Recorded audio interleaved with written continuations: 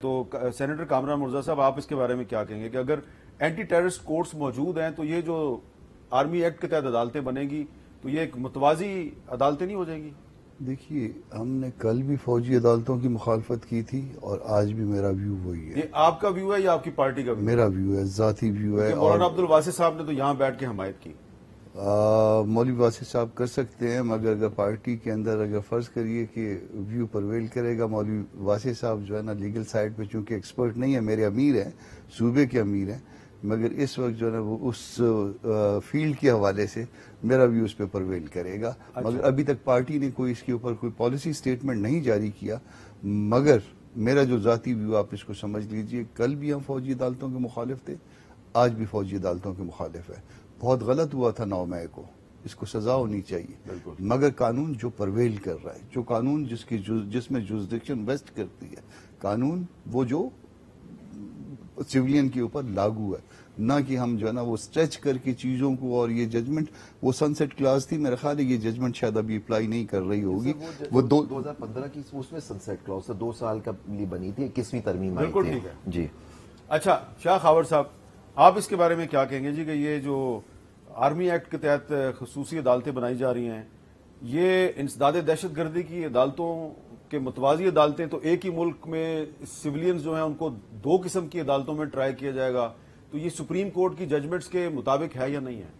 دیکھیے، بات یہ ہے کہ ایک تو جنرل لا ہے جو ہمارا پاکستان پینل کوڈ ہے، جس کو کرمنل پروسیجر کوڈ جو ہے ریگولیٹ کرتا ہے۔ اس کے علاوہ کچھ اسپیشل لاز ہیں، جیسے کہ آپ نے اینٹی ٹیررزم ایکٹ کا ذکر کیا، یہ بھی ایک اسپیشل لا ہے۔ یہ ایک خاص جو ہے قسم کے جرائم جو کہ ٹیررزم، سیکٹیرین اور جو ہیٹرڈ جو ہوتی ہے ریلیجس، اس کے لیے بنایا گیا تھا۔ بعد میں اس کا سکوپ جو ہے وہ انہانس کر دیا گیا، جیسے ابھی آپ نے 21ویں ترمیم کا ذکر کیا۔ اس وقت چونکہ ایک ملٹری آپریشن ہو رہا تھا against terrorism, war against terrorism تھی، اس کے ویک میں پھر ایک 21 امینڈمنٹ کی گئی جو کہ 3 سال کے لیے اسپیسیفک تھی، اور اس میں 2 سال کے لیے۔ اور اس کے بعد پھر جب آرمی ایکٹ میں بھی جو ہے وہ امینڈمنٹ کی گئی تھی، ان ٹیررسٹ کو بھی اس کے فولڈ میں لایا گیا تھا، اور اس میں یہ تھا کہ فیڈرل گورنمنٹ ڈیسائیڈ کرے گی کہ کون سے کیسز جو ہیں وہ ملٹری کورٹس میں چلیں گے انڈر دی آرمی ایکٹ اور کون سے نہیں چلیں گے۔ وہ ریفر ہونے سے پہلے بھی اور بعد میں بھی اس کو جوڈیشل ریویو جو ہے ہائی کورٹ اور سپریم کورٹ کی اس میں رکھی گئی تھی کہ وہ یہ دیکھیں گے کہ واقعی وہاں پہ جو وہاں پہ کیس بھیجا گیا ہے یا اس کے نتیجے میں جو سزا ہوئی ہے، اس میں 3 کمپوننٹس تو نہیں ہے۔ کیا وہ وداؤٹ جورسڈکشن تو نہیں تھا؟ کیا وہ میلافیڈی تو نہیں تھا؟ کیا وہ کورم نان جوڈس تو نہیں تھا؟ تو ایسے کیسز کا جوڈیشل ریویو ہو سکتا ہے۔ اب میں آتا ہوں آرمی ایکٹ کی طرف۔ پاکستان آرمی ایکٹ کی ابھی زبیری صاحب نے بھی فرمایا، اس میں سیکشن 2 ہے، وہ کہتی ہے کہ person subject to the act کون کون ہو سکتے ہیں۔ اس میں تو نیچرلی وہ ان کے جو آفیسرز ہیں، آفیشلز ہیں، naan commissioned officers, warrant officers, یا جو ریلیٹڈ ہیں جو ڈیفنس کی ایکٹیویٹیز سے۔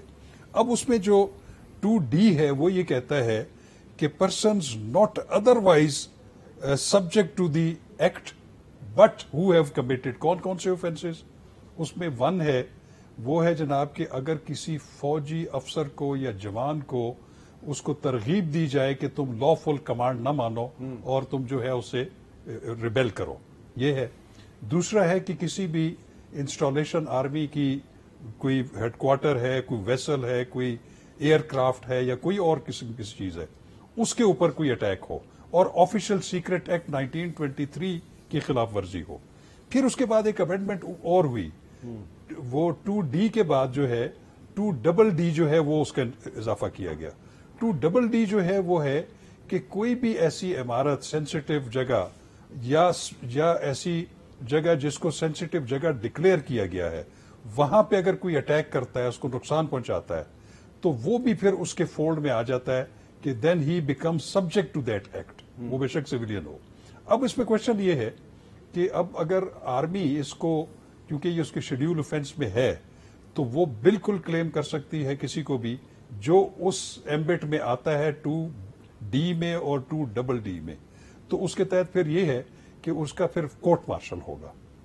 جو ایک آرمی کے آفیشل کو جس طرح گرفتار کیا جاتا ہے، اس کی جس طرح انکوائری کی جاتی ہے، اس کو جس طرح اریسٹ کی جو اس میں ریگولیٹری ان کی جو میکینزم ہے وہ اپلائی ہوگا، پھر اس کے بعد اس کا سمری آف ایویڈنس ہوگا، پھر اس کا کورٹ مارشل جو ہے وہ کورٹ تشکیل دی جائے گی، اس میں اس کو ٹرائی کیا جائے گا، اور اس میں ان کا ایک اپنا میکینزم ہے.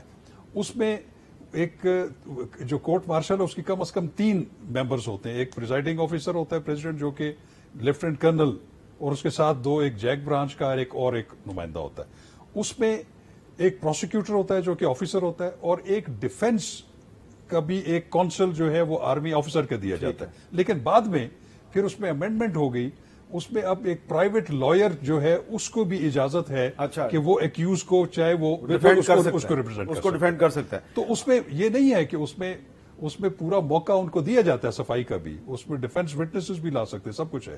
لیکن اس کی پھر یہ ہے کہ جو سزا ہوتی ہے وہ عام سویلین کورٹ کی طرح اس کی اپیل ہائی کورٹ یا سپریم کورٹ میں